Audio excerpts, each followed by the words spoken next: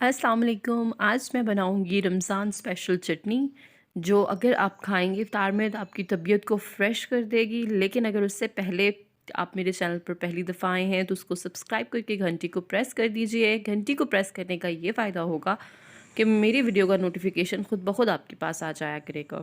ये उबलते हुए पानी में मैंने 2 से 3 मिनट के लिए टमाटर डाले हैं। इसका ये फ़ायदा होगा कि जो छिलके हैं टमाटर के वो आसानी से उतर आएंगे।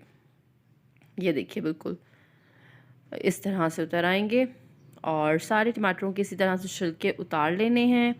आपको मैं 2 तरीक़ों से चटनी बनाना बताऊंगी। एक तो बहुत ही इजी है, आपकी 1 मिनट के अंदर जो है चटनी तैयार हो जाएगी। इसे हल्का सा तोड़ना इस वजह से है ताकि टमाटर का पानी निकल आए और ग्राइंड करने में आसानी हो सके। तो लेते हैं ग्राइंडर, उसमें सबसे पहले मैंने डाला है धनिया, थोड़ा सा पुदीना। जितना धनिया लिया है उससे थोड़ा सा ज़्यादा पुदीना लेना है। अच्छा, उसके बाद 4 से 5 हरी मिर्चें हैं। हरी मिर्चें उनकी तेज़ी के हिसाब से डालें।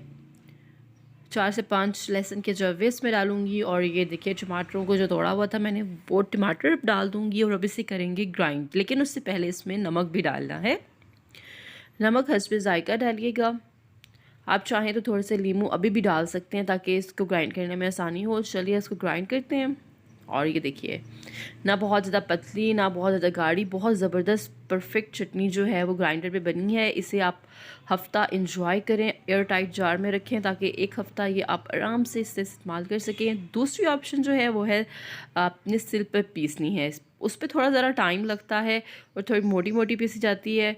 तो ये अब आपकी अपनी ख्वाहिश है कि आप किस में बनाना चाहें। बहरहाल ग्राइंडर में भी कमाल की बनती है। तो इंजॉय कीजिएगा रमज़ान में।